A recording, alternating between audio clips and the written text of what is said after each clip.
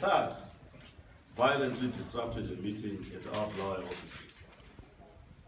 As the president of the party, I condemn in the strongest terms these callous acts of violence committed by these people.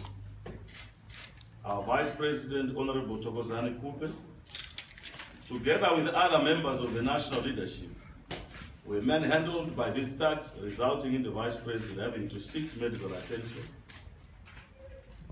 Her position as party's Vice President, her dignity and her status as a woman, a mother and a role model to many young women, was immensely undermined in the process. This misguided behavior puts the name of the party and our beliefs into serious disrepute, both nationally and internationally. On the flip side, one wonders what motivated this callous behavior and whose cause was being advanced that is now turning out to be a benefit to our detractors. Only on Saturday, the 5th of August, 2017, we successfully launched the MDC Alliance, an event that has overwhelming national support. Before sunset, a few misguided elements decided to dampen that national spirit and the momentum of our new path to democracy.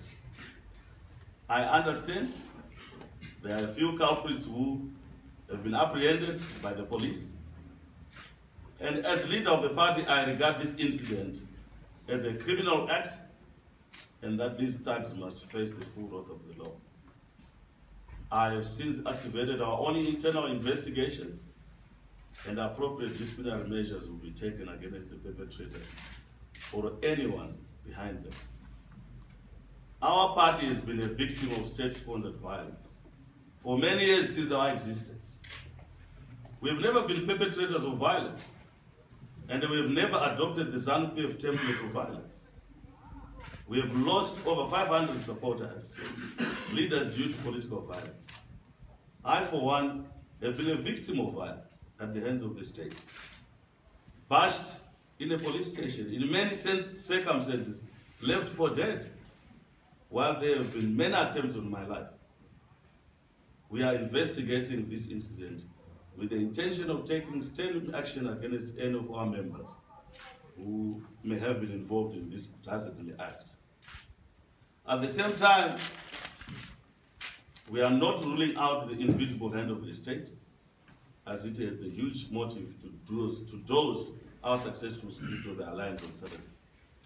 As I said at the launch of the MDC Alliance, this is not going to be an easy road.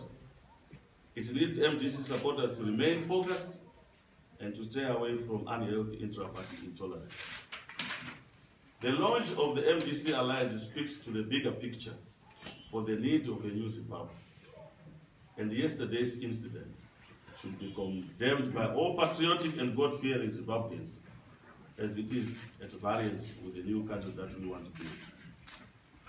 I want to conclude by saying that if anyone thinks violence will detract us and divert us from the alliance that we launched on Saturday, then they are very wrong.